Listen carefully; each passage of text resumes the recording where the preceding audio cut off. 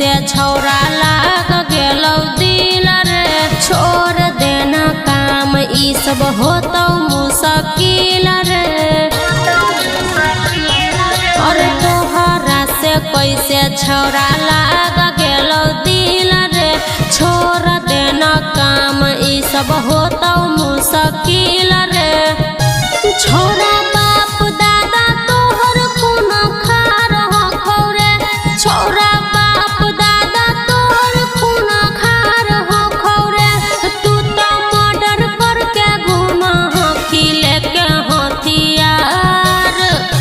बनबौ हम रंगदार रंगदारों के भता। जब चाह लेबौ छौरी के बन जैतौ हमर सरकार। जब चाह लेबौ छौरी के बन जैतौ हमर सरकार।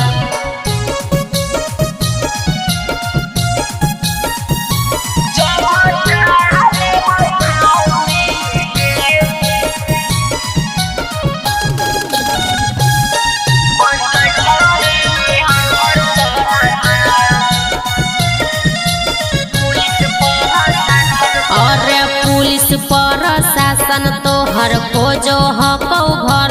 छौरा कैले ही तू तो मर्डर। छौरा जई भीड़ जेल के भीतर।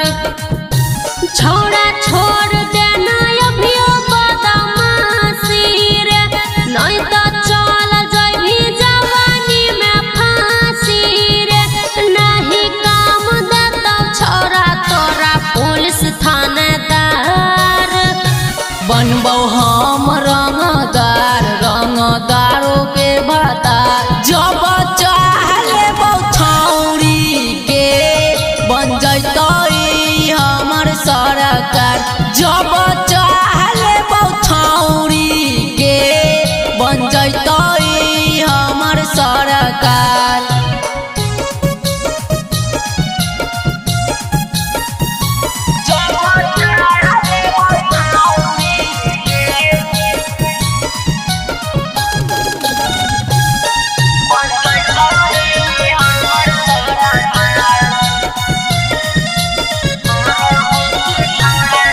और करो हकी छौड़ा तू तो गोली के बजार।